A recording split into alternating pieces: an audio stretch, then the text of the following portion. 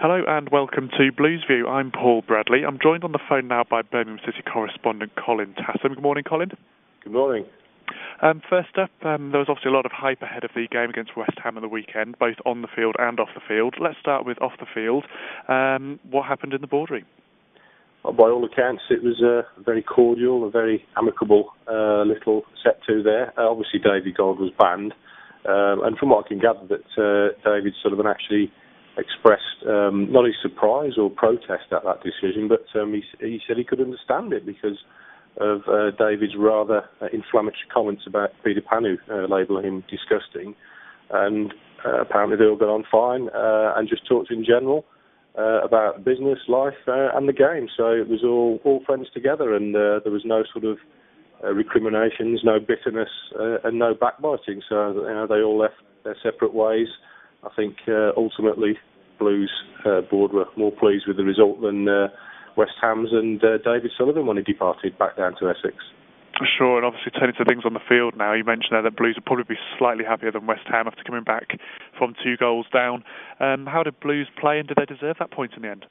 They deserved the point in the end, in so much for their performance in the last half an hour. But prior to that, they were pretty awful, to be honest. They were quite clueless. Their football was very pedestrian, and they just didn't hurt West Ham. And West Ham grew in confidence as the game went on, and they had a system that caused Blues some problems as well. And had it not been for an absolutely superb save by Ben Foster in the first half, it could have been pretty bleak for them, and maybe the comeback wouldn't have happened. But it did, and it came when Alex McLeish changed the system to 4-4-2, brought on both Sejour and Gardner, and they both made an impression, and Birmingham went longer into Zigic and finally put pressure on the West Ham defence and pinned them into their own box, and they got the goals. But on another day, they can't afford to leave it so late like that.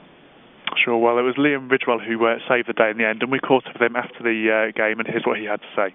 No, it was difficult. It was a funny old game in the first half. We controlled it, but just didn't try and penetrate them and didn't get the balls in the box, and I think that was a frustrating thing. So to come out second half and then to be 2-0 down was, it was a big blow to us. So I think it just shows the character of the team, and I think like we've done, so much under the gaffer. We've come back from 2 down, 1 down, anything.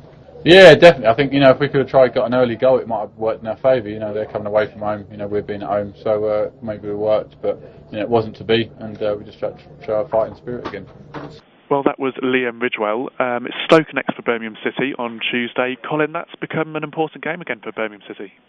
Yeah, although Blues are on this little sort of mini unbeaten run, they really do need to get a win. 3 points means everything in the league at the moment, especially considering how tight it is.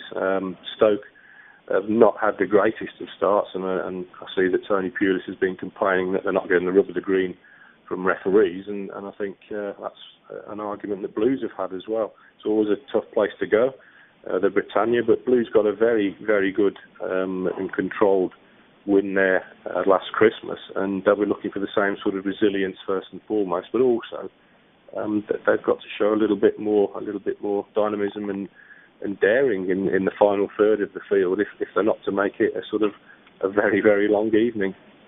OK, Colin, well, thanks for joining us again today. We'll be back on Wednesday with more analysis and match reaction from that game at Stoke, and we'll see you then.